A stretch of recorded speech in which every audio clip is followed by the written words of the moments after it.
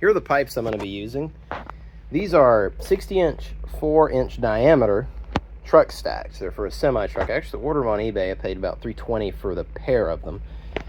Now, these elbows were actually more expensive for what they are than the pipes. These elbows were like $60 a piece or something like that. I can't remember what I paid for them, but they're 4-inch, 90 degree. They're chrome. They're not stainless steel. Got a couple band clamps, 4-inch. They're just loose right now to fit up.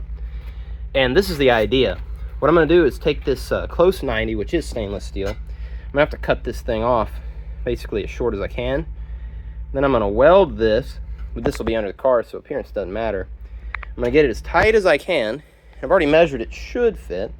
May have to move the pipe slightly out from the car, but that's okay, I don't really care. And then this will turn toward the rear of the car, and then I'll have a reducer to 3-inch. And all I'm going to do, I can't remember if this is ID or OD, but I'll either get a butt clamp or a reducer clamp, and then just clamp the exhaust to this, and then I'll probably put another hanger somewhere under here so this whole setup doesn't want to rotate. But the way I'm going to mount these is I'm going to find a few spots to weld pieces of probably angle iron to the pipe. I'm planning on putting 4 down the length of the pipe. And I bought a Harbor Freight nutsert tool. Okay, and it comes with some 5/16 nutserts. Comes with 10 of them, so that should be enough to put what I'm going to do, and then I'll just order more to keep in stock. So anyway, let's get to test fitting this thing. Here's what I've gotten done so far. I just kind of mocked this up with a couple floor jacks, and I just put this piece that I just showed you under here. I got the car on jack stands. Now, what I'm trying to decide on is how far out to get it. And I think I got it where I want it. So you can see I got it pretty close to the paint there. If you look under the car, it is nearly flush with the transition to this. If you look right here, there's a transition to a 45-degree angle right here. Okay. I think I'm basically going to make it flush with that. And what I'm going to do is take this hanger, right, and do basically that. Okay, and then I'll weld it on the top and bottom. I actually took inspiration from another guy's video. I'm going to link it in the comments. He did side pipes on his Nova. He did a really, really nice job. And he did this same thing. He just took angle iron brackets, welded it on there, and then put nutserts, which I think is a great idea. So I'll link his video. You can check that out. But let me go ahead and just kind of, I'm going to do the same thing he did. I'm going to tack weld this in place to the actual, that undercarriage there, and also to the pipe. Get 4 of these going. I'm going to do, you know, a little more than he did. I want this thing really, really strong. And then I'll take the whole thing out, or drill some holes. Then I'll take the whole thing out and put the nutserts in. So let's get started with all that.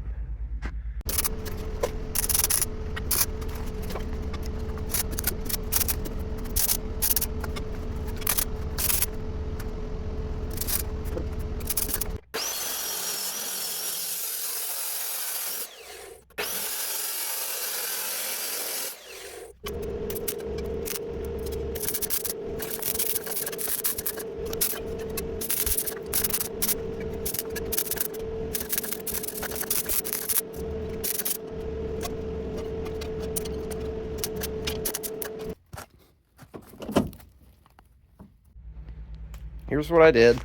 I just tack welded those brackets in place, and I came out here and welded them fully. I didn't record it, sorry, but all I was doing was laying a bead around that bracket. And I also finished putting that reducer on there and finished welding that all the way up. Again, I'm just laying a bead, nothing complicated. I did cut that elbow off, as you can see. I just cut it off as far as I could to give me as much clearance inside as I could get. So now I'm just gonna see if it fits now, see what it looks like.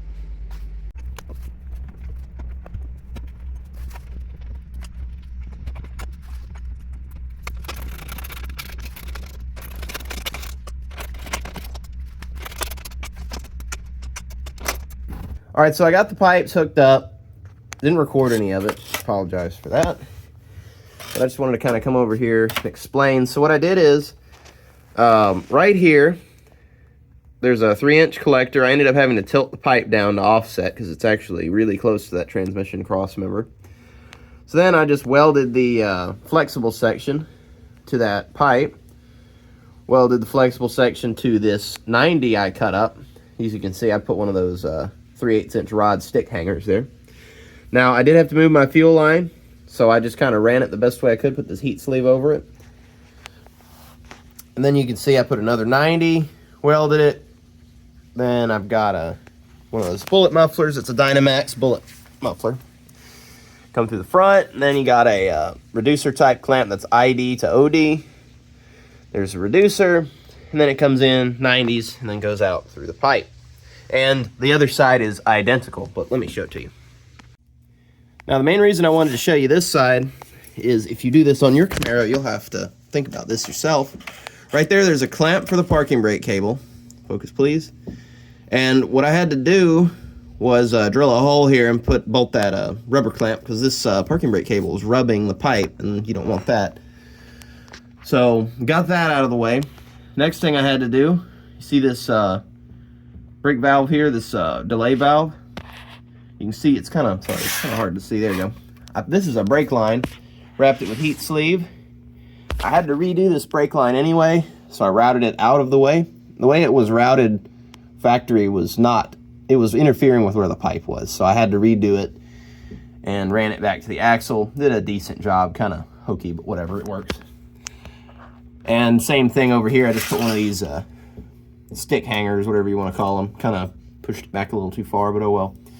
I just used a nut cert for it, because this is actually under the seat brace. So when you do this, just kind of consider, you might have to use one of those nut certs from that nut cert tool you got and did the hangers on your side pipes with.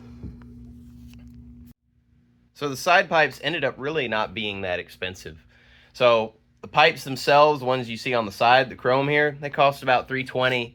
You know, all the clamps and the tool I had to buy and the pipe was like $100. So it was really about $550, $600 to do everything that you see, which really isn't that bad. Now, I did have to buy those headers, which those were not cheap. That was about $800. They're actually on sale. I don't know if they're still on sale, but they were on sale when I bought them for $800.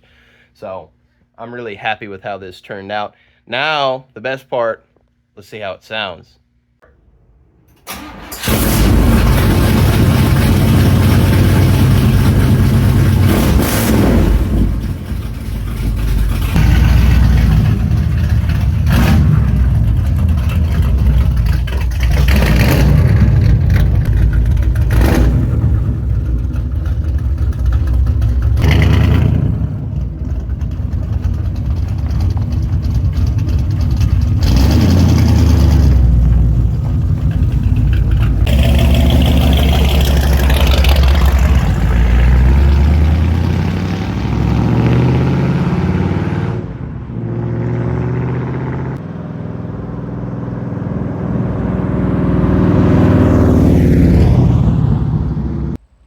Well guys, there you go.